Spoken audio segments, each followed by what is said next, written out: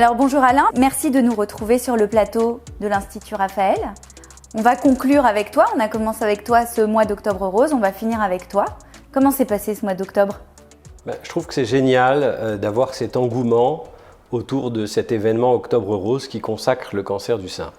Ce qui me plaît à moi en tant que soignant, en tant que médecin cancérologue, c'est d'avoir l'approche pluridisciplinaire à toutes ces professions nouvelles en santé qui veulent aider, qui rendent service, qui donnent du temps, de l'énergie, de la qualité, qui ne comptent pas leurs heures pour arriver à donner du bien-être, à essayer de réparer ce qui ne va pas. Et donc vraiment c'est sur cette tonalité de travail en équipe que moi j'aimerais conclure le bienfait de ce mois d'octobre.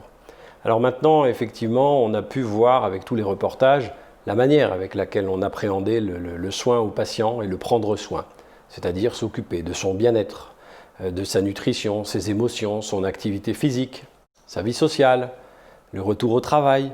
On a vu tout ça et on a vu qu'en fait on n'était pas seulement quelqu'un de bien portant ou quelqu'un de malade. On est tous des personnes complexes qui avons nos équilibres de vie et qui cherchons au mieux à les restaurer quand elles sont abîmées.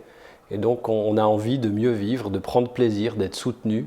Et lorsqu'arrivent les moments de vie de fragilité finalement, eh bien, on attend d'avoir un Institut Raphaël et tout le monde mérite d'avoir un Institut Raphaël près de chez lui pour pouvoir l'accompagner. Alors justement, quels sont les projets ? Parce qu'on fournit toujours de projets dans la tête d'Alain Toledano. Non, le projet c'est d'arriver à démontrer finalement qu'en s'occupant des gens globalement, c'est mieux que si on s'occupait que de leur maladie, et d'arriver à montrer à nos tutelles, en chiffres, sur le plan médico-économique, que prendre en charge un patient dans sa globalité, en finançant des parcours d'accompagnement, en faisant entrer dans les parcours des nouveaux acteurs, c'est mieux que si on mettait tous les moyens uniquement dans le traitement de la maladie. Donc il va falloir donner des chiffres.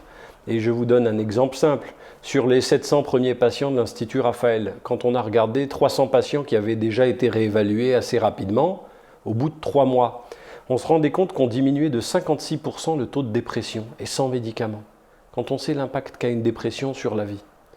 On sait aussi qu'avec quelques parcours simples, sans prétention, où on remobilisait les énergies, les ressources intérieures de chacun, on diminuait de près de 40% le sentiment d'isolement. Et c'est une vraie difficulté, ce sentiment d'isolement. Et puis on a, grâce à nos données, la manière dont on évalue les choses, montré dans certaines disciplines, la danse-thérapie, on diminue de 90% les douleurs des femmes qui se mettent à danser. Le massage, tout simplement, le bien-être. On arrive à avoir des gens qui disent, sur 300 patients, avant la séance de massage, mon bien-être, je le cote à 4 sur 10, et dans 90% des cas, il passe à 9,5 sur 10. Donc vous voyez l'importance du toucher, du sensoriel.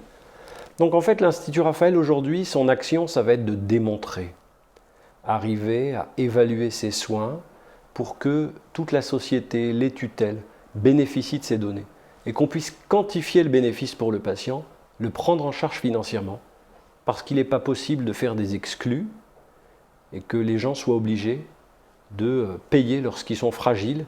Donc on va considérer que la chimiothérapie c'est très important et que la psychologie ça l'est autant, que le sport ça l'est autant, que les équilibres nutritionnels ça l'est. Et c'est vraiment un message qui est éthique, moral, politique. L'Institut Raphaël, c'est un projet aux valeurs partagées qui nécessite un essaimage et donc notre action aujourd'hui c'est de faire en sorte que tout le monde puisse y avoir accès. Merci Alain, on est ravis de conclure cette série d'émissions en ta compagnie. Merci Charlotte d'avoir œuvré activement à faire briller l'Institut. Merci à toi. Allez sur le site de l'Institut Raphaël, www.institut-raphaël.fr.